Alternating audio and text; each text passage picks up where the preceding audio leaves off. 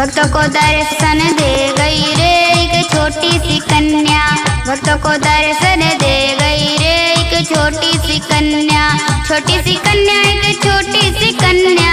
छोटी सी कन्या एक छोटी सी कन्या। भक्तों को दर्शन दे गई रे एक छोटी सी कन्या। भक्तों को दर्शन दे गई रे एक छोटी सी कन्या।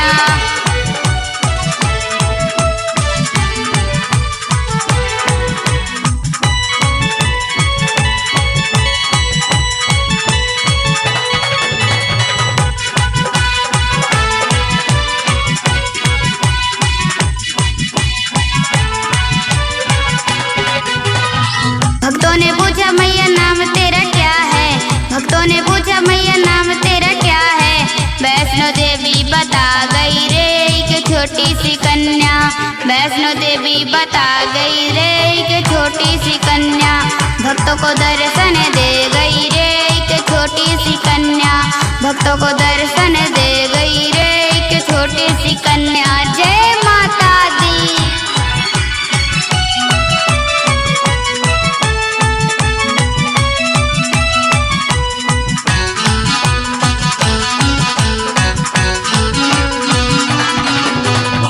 भक्तों ने पूछा मैया भोग तेरा क्या है। भक्तों ने पूछा मैया भोग तेरा क्या है। हलवा पूड़ी बता गई रे एक छोटी सी कन्या।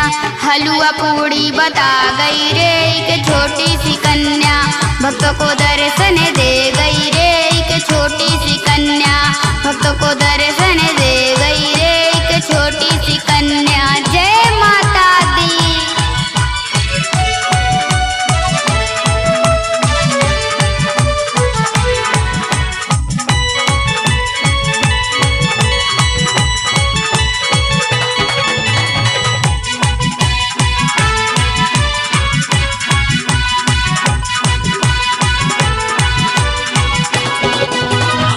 भक्तों ने पूछा सवारी तेरी क्या है।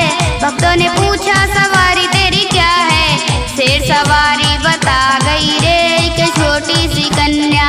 शेर सवारी बता गई रे एक छोटी सी कन्या। भक्तों को दर्शन दे गई रे एक छोटी सी कन्या। भक्तों को दर्शन दे गई रे एक छोटी सी कन्या। जय माता दी।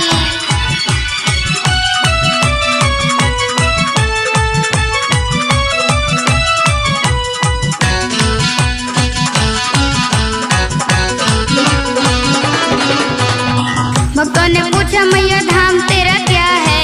भक्तों ने पूछा मैया धाम तेरा क्या है। त्रिकुट पर्वत बता गई रे एक छोटी सी कन्या।